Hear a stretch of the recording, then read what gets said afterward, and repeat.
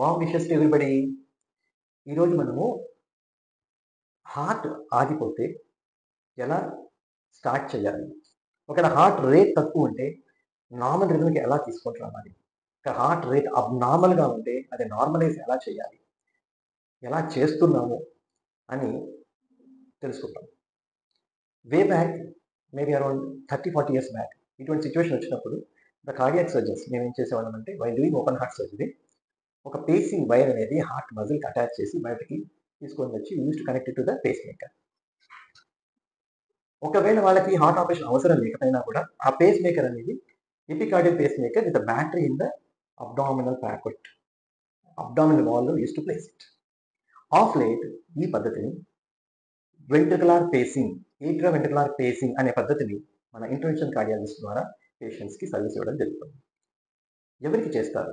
ఎవరికైతే heart rate slow ఉంటుందో, normal కంటే అబ్నార్మల్ ఉంటుందో, తక్కువ ఉంటుందో ఏమవుతుంది, వాళ్ళకి తలకాయ తిరగడం, సడన్గా పడిపోవడం లాంటివి జరుగుతుంటుంది. నార్మల్ రిథమ్ కంటే తక్కువ ఉన్నప్పుడు amount of blood reaching the brain will be less like any other parts of the body.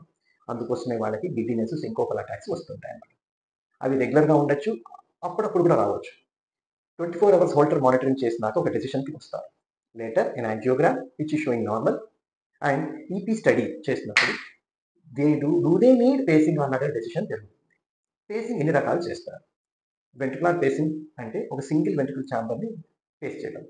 ఏట్రియో ventricular facing అంటే ఏట్రియం ప్లస్ వెంట్రికల్ రెండింటిని కూడా పేస్ చేయమంటాం. పేషెంట్ ఒక కండిషన్ బట్టి మనం పేసింగ్ సపోర్ట్ అనేది చేస్తుంటాం. ఈ ప్రొసీజర్ క్యాథలాగ్లో జరుగుతుంది రైట్ నౌ. ఆ తర్వాత వీళ్ళు తీసుకోవాల్సిన జాగ్రత్తలు ఏంటి?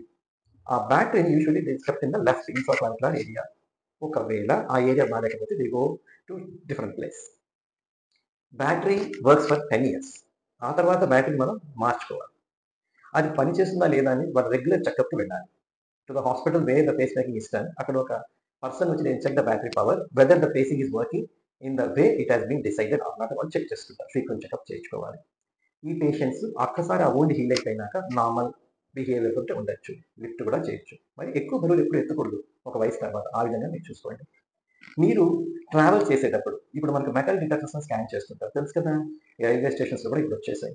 అక్కడ మాత్రం మీరు you should not enter the detector, ఎందుకంటే this metal can be detected anyway. అది మీకు అలారం వచ్చి అవతల వాళ్ళకి కూడా మన సెక్యూరిటీ ఫోర్సెస్ కూడా వాళ్ళు they may search for the further things. అందుకని మీరు చేయాల్సిన పని ఏంటంటే ఆ కార్డు, మీకు వెంట్రికులర్ పేసింగ్ జరిగింది, వెంట్రికులర్ పేసింగ్ జరిగింది ఒక కార్డు ఇస్తారు. ఆ ఐడి కార్డు ఎప్పుడు you should carry on with you. మీకు కానీ ఎక్స్రే తీస్తే అక్కడ ఒక అబ్నార్మల్గా ఒక షాడో ఉంటుంది. ఆ షాడో ఏంటి అనేది మీరు చెప్పకపోతే అవతల డాక్టర్ కూడా తెలియకపోవచ్చు. So any evaluation after this pacing you should inform that also. ఒకవేళ డయాథర్మీ వార్డర్ సర్జరీస్ అన్నప్పుడు కూడా మీరు జాగ్రత్తగా చూసుకోవాలి. This are the minimal precautions.